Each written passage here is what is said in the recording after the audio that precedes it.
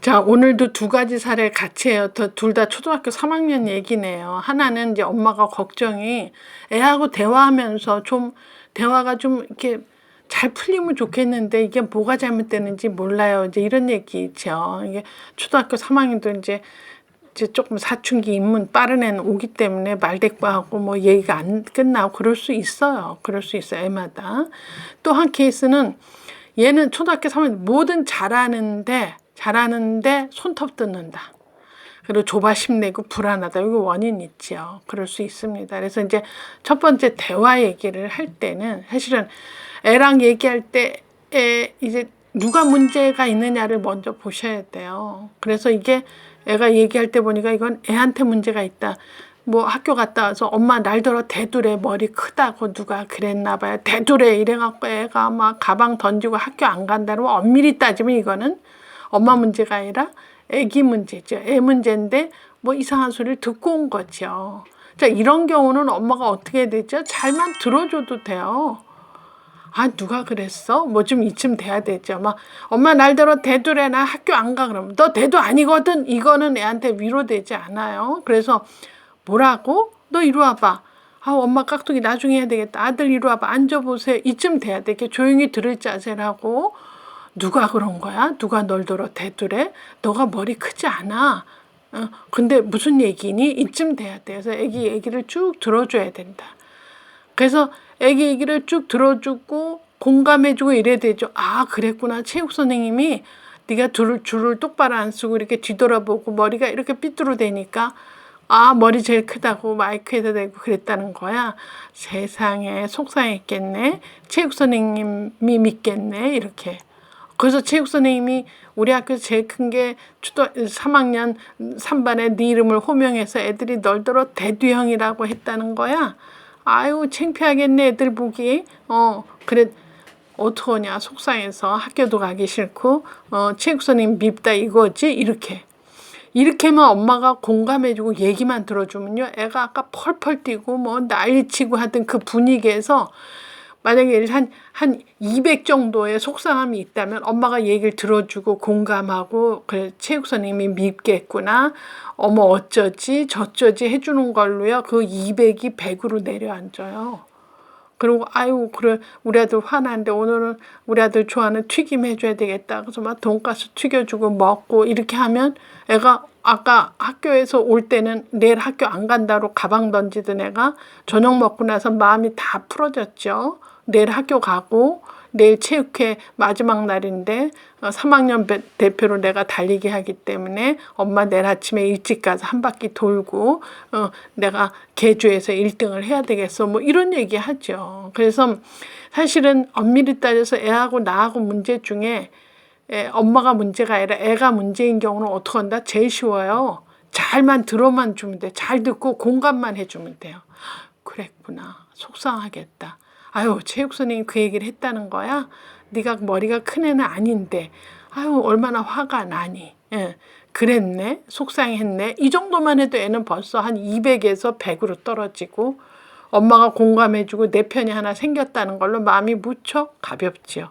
그래서 이렇게 내가 아니고 상대가 문제 있을 경우는 잘 들어만 줘도 문제 해결은 끝. 제일로 쉬운 거죠. 근데 이제 한국 엄마는 여기에 굉장히 자기를 실어서 그래서 한국 엄마들은 이게 누가 문제 소유해? 그럼 다 자기가 소유해요. 애가 속상해서 울고 와도 내가 화가 나고 속상하고 다 내 문제야. 근데 엄밀히 따지면 걔 문제고 내 문제는 아니고 이렇게 좀 엄밀히 따져야 되는데 한국 엄마는 애 문제도 내 문제, 막 걔가 속상한 것도 내 문제, 학교에서 그렇게 불리는 것도 화가 나서 그것도 내 문제 이렇게 하시면 이게 문제 해결이 어렵죠. 그래서 엄밀히 따져서 애 문제는 잘만 들어준다. 이게 문제 해결이고 애랑 관계에서 내가 문제를 가질 때는 나 전달법 쓰라 그랬잖아요. 너 왜 이래? 나가!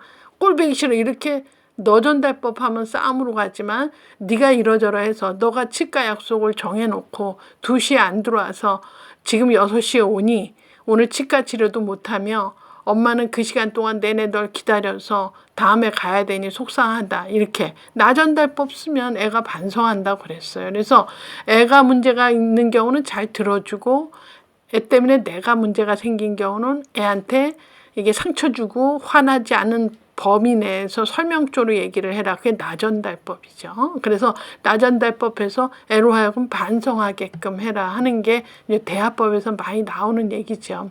이 둘 다 안 된 경우는 둘이 앉아서 협상을 해라. 얘기를 이제 절충안을 찾아야지. 이건 이렇고 저건 저러니 이렇게 하자. 이제 이런 거가 사실 초등학교 3학년만 돼도 성인 취급해줘야 돼요. 엄마만 막 우격다짐으로 내가 너 나 위해서 하는 얘기지 어디다 대고 눈 동그랗게 뜨고 엄마한테 대대니 뭐 이런 식의 톤은 이젠 저건 뭐냐 이런 생각이 들죠. 그래서 문제 소유를 파악해서 애 문제면 잘 들어주고 공감해주고, 애 때문에 내가 생기는 문제다 그러면 걔를 화나게 하지 않으면서 설명조를 잘 얘기하는 나전달법을 쓰는 게 좋다. 이제 그런 얘기 제가 드리고, 또 학교에서 초등학교에서 뭐든지 잘하는데 손톱 물어 뜯는다. 조바심 불안에 떤다. 이건 엄마 불안 요인이 이제 애한테 전달된 거다. 일종의 성취 압력 같은 거 엄마가 100점 받아야 돼 이런 얘기는 안 해도 잘하면 뭐 케이크도 하나 생기는데 이거 어떡하지 큰일 났네 그러면 막 손톱 뜯는다든지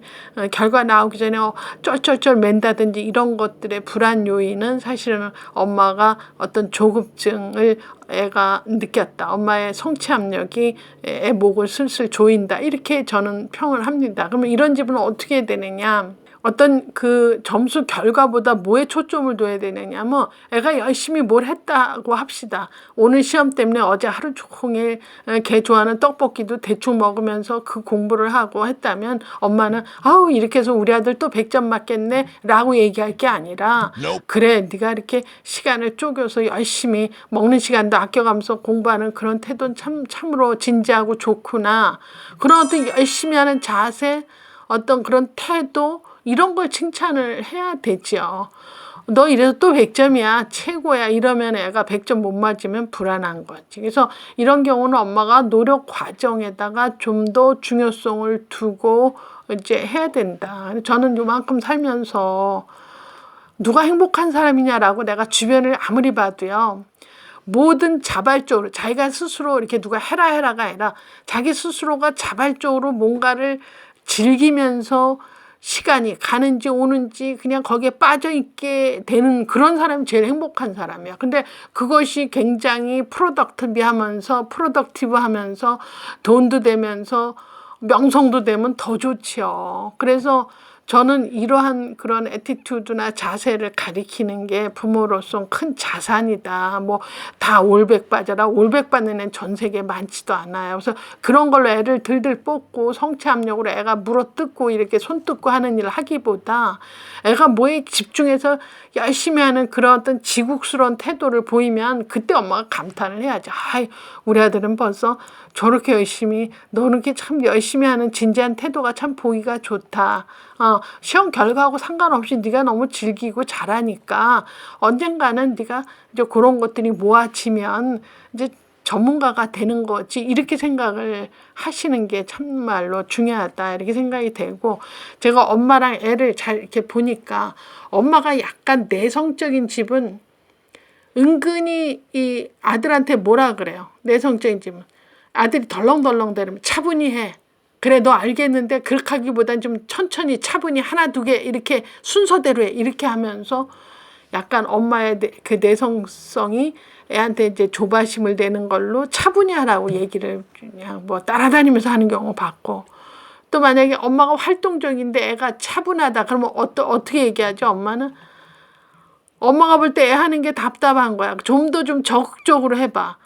좀 소리 내면서 해도 되거든. 막 이렇게 이런 것도 아닌 입장에서 볼 때는 굉장히 뭐랄까 공감보다는 잔소리 같이 들릴 수 있다 이렇게 봐지죠. 그래서 이런 성격적인 차이 같은 것도 좀 잘 보시고 잘 맞춰주면 애도 어려서 유년기에 나는 엄마하고 뭐든지 잘 맞고 내가 하면 엄마는 언제나 잘했다고 칭찬해주고 내가 그래서 꽤 이제 안정적으로 참 잘 컸다 이게 낫지. 뭘 좀 하면 엄마가 따라다니면서 좀 차분히 하라고 야단치고 뭘 또 잘하는데 좀 더 적극적으로 활동적으로 하라고 그러고 이런 게 자꾸 들려지면 애로서는 이게 이제 다 뭐랄까 성격 형성이나 앞으로 행동 특성에 발휘가 된다 이런 얘기를 하죠. 그래서 만약에 어떤 일에 애가 막 불안해한다 그럼 핀잔을 주는 경우는 어때요? 왜 불안해? 그럴 필요 없어. 이렇게 핀잔 주는 거는 불안한데 그 얘기는 별로 난 도움이 안 된다고 보고, 불안할 때 어떻게 해야 돼? 많이 불안하구나, 걱정이 되는구나 해서 같은 톤을 타는 것이 훨씬 더 공감대 형성이 된다. 그래서 엄마들이 물론 엄마 울타리 안에서 잘 크는 것도 중요하지만 요때 살살 하는 내 얘기가 애들한테는 어떤 식으로 저게 공감인지 아니면 핀잔 주는 건지 그것도 한번 애 입장에서 생각을 해보시는 게 좋은 어떤 팁을 스스로가 또 발견하게 될 수도 있다 생각이 듭니다.